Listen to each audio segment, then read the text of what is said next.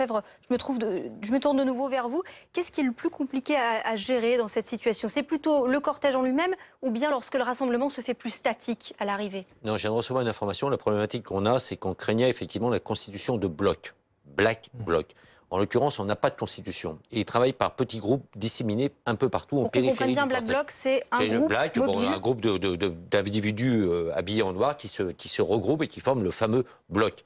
Là, en l'occurrence, ils travaillent tout en disséminé. Ils sont tout à fait éparpillés. Et l'information que je viens de recevoir de mes collègues déployés au maintien de l'ordre sur le terrain des CRS, c'est qu'effectivement, ça se passe globalement bien jusqu'à présent. Il y a eu des effectifs de pris à partie au départ autour de Montparnasse. Maintenant, ça se passe de mieux en mieux, mais ils sont confrontés justement à ces volées de moineaux un peu partout, et il faut aller faire des sauts de puce. Mais encore une fois, on appréhende bien la chose, on maîtrise bien la chose grâce à la réactivité. Et c'est vrai que c'est très compliqué, pour parfaitement répondre à votre question, c'est très compliqué quand à un moment donné, on a une partie du cortège qui arrive pour avoir pris vraisemblablement le raccourci qu'on voyait tout à l'heure, boulevard de l'Hôpital, qui arrive et puis qui là revient sur ses pas. Et là, c'est compliqué parce qu'on va se retrouver à ce moment-là avec un bloc montant et un bloc descendant. Et dans la gestion du maintien de l'ordre, dès qu'on sort, je dirais, des normes, des clous fixés, ça devient toujours beaucoup plus problématique, tout en considérant qu'on a toujours ces volets autour de nous de Black Bloc.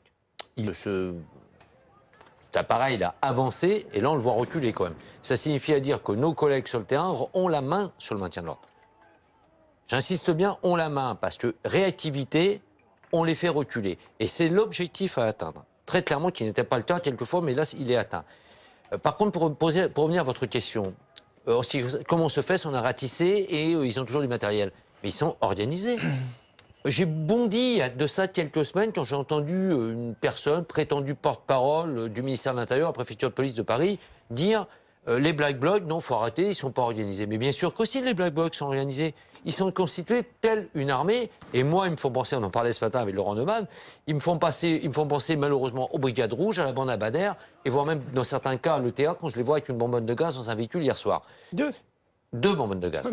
Alors, on me les a envoyées, j'en ai vu qu'une, j'avais du mal à ouvrir les deux yeux. Mais le problème derrière, c'est ils viennent, ils laissent des véhicules avec tout ce qu'il faut, le matériel à l'intérieur.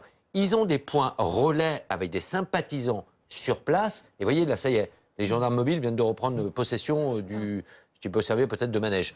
Donc, ils sont énormément constitués. Et ce matin, on le disait à l'antenne, ils se font même, quand les magasins sont ouverts, se font livrer du matériel dans les points relais.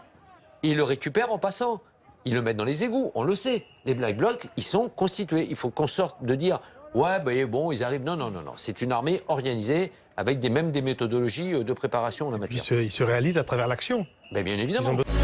Retrouvez toute notre actualité sur videopolice.com, la chaîne YouTube d'Unité SGP Police.